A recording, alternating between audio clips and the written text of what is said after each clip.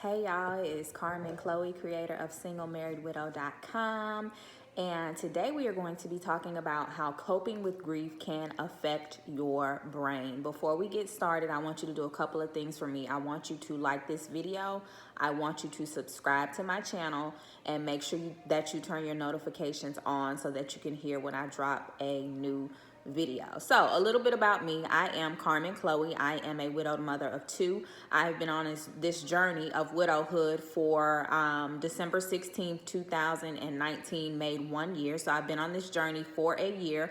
I have two children, ages 8 and 5, and we have been figuring this thing out. And I decided to create the Single Married Widow community to create a safe space for other widows who felt like maybe their friends and family couldn't understand them, who felt like maybe other widows, like typical widows or typical communities, didn't really understand them. And I also created the community because I wanted it to be a place of hope, not a place of gloom and doom, and a place of like, oh my God, this is my life and I have to stay stuck here. Single Married Widow is all about teaching you how to grieve, helping you along the journey of healing, and also aiding you in creating a purposeful life after loss. So if you check out some of my videos, you will get all of what I just said. You'll be able to feel that in my video. So for the purpose of today's video, we're going to be talking about how coping with grief can affect your brain. A lot of people, especially people who are not walking through this journey of grief, they look at grief from the outside looking in.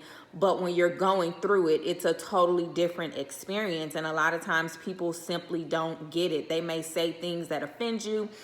They may say things that seem insensitive and harsh, but in all actuality, a lot of times it's because they don't get it. They're ignorant to this journey. And that's another reason why I decided to use my voice to give voice to this journey of widowhood and to bring awareness to grief, because people they're insensitive. They don't know. They're insensitive. They're ignorant, meaning they have a lack of knowledge. So that's where I come in at.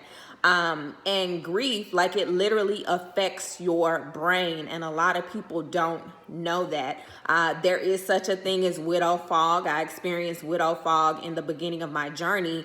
I was looking at a new apartment, and the leasing consultant, she asked me what my name was, and it took me a second to register what she said and to actually remember my name, to tell it to the woman. And my cousin, who was like my sister, she was with me at the time, and she didn't say anything, but afterwards we went and we had lunch, and I was like, I think I'm moving a little bit too fast. And she was like, yes, you are. I didn't want to say anything because I'm here to support you, but I was like, I couldn't even remember my name when the lady was asking me my name. And at that moment, I knew that, like, my mental state, my brain was different. And that's where the term widow fog comes from. So if you're experiencing widow fog, if you're experiencing fog in your brain where you can't remember certain things, you kind of get stuck. Especially in the beginning months, this is normal. This is something that happens, but the average person does not know that. So I just want to go over some different tips, some different facts, and kind of give you some supporting strategies to help you along this journey. So number one, neurological changes take place in your brain when you grieve. So your brain, like, is literally altered when you grieve. Widow fog is a real, actual thing. It's not something that's made up. It's not something that widows use as an excuse to play the victim role. It's a real thing. Next tip, several regions of the brain play a role in emotion, including areas within the limbic system and the prefrontal cortex, okay? These are the systems in your body that help with emotional regulation, memory, multitasking, organization, and learning. So when you're grieving, a flood of neurological chemicals and hormones are literally dancing around in your head, okay? There's a lot going on in your brain, in your head when you're grieving. It's more than just crying and being sad. Like, it's some serious things going on in your brain, specifically in your limbic system and in your prefrontal cortex. So there can be a disruption in hormones that result in specific symptoms. So you literally are going through a hormonal imbalance when you are grieving.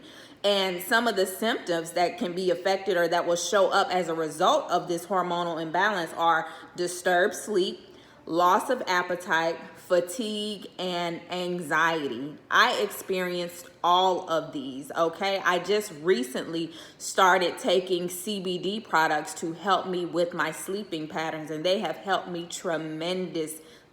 Okay, I am thankful for CBD. I am an advocate for CBD.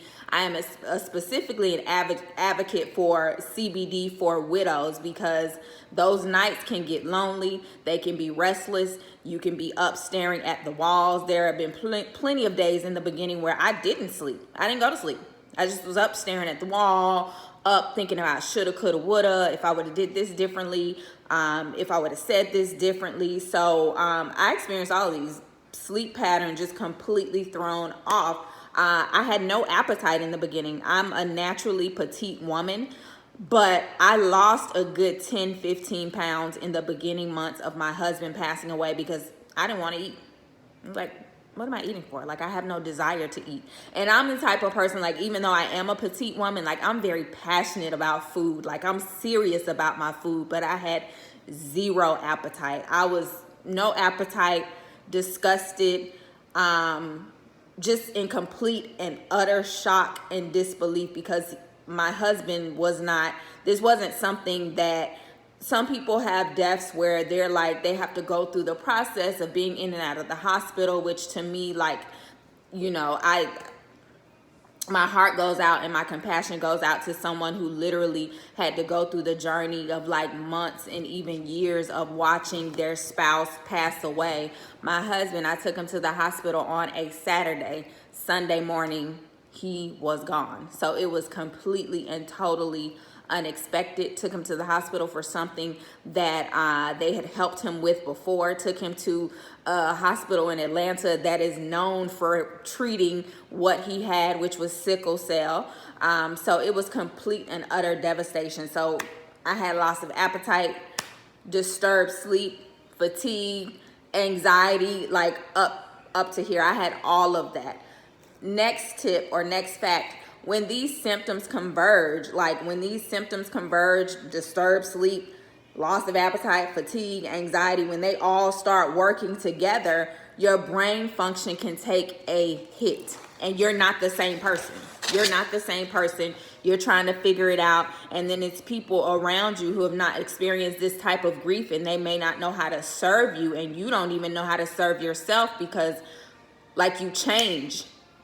In the blink of an eye, you literally change. Not only does your spouse pass away, but you change. You're not the same person, and you're dealing with all of these emotions, all of these physical symptoms, all of these emotional symptoms, and it's just a lot. It can be a lot, to the point to where it literally alters your brain. So when you find yourself going through this, when you find yourself where you have widow fog, you kind of don't remember stuff, you're stuck, you feel like you can't move forward, you feel like, you know, you're sitting on the side of the curb at a standstill while everybody else is just brushing past you, going on with their life, and you're trying to catch your breath, like, what is going on? I want to give you some remedies, some grief brain remedies for when you just feel like grief has overtaken you, you're not yourself anymore, you don't know what's going on. So number one is to practice self-care. This is easier said than done, okay? When my husband passed away, I was in the fog. I was in the whole numb state, the disbelief state, the just trying to figure things out and feel my way. And I remember specifically one of my high school classmates, she sent me some money to get a manicure and a pedicure. And I was like, oh my God, like, that was like the farthest thought on my mind, but it's something that I can use. And she was like, I know, like, go and get your nails and your toes done. And this may have been like a month or two after my husband passed away, but you have to take the time to practice self-care. You have to. In the beginning, it's going to be a lot going on with funeral planning, just going through that initial fog and being kind of stuck. But when you feel yourself coming out of that fog, if you can, if you have the will and the energy to, I want you to be intentional about practicing self-care. If you have to get a manicure and a pedicure, making sure that you are eating healthy foods, making sure that you are surrounded by people that can support you and cover you, making sure that you create borders and boundaries and keep the people out that cannot support you and or cover you, okay? Number two, the second remedy for grief brain is to take a time out. When you feel like things are just going too fast, take a time out.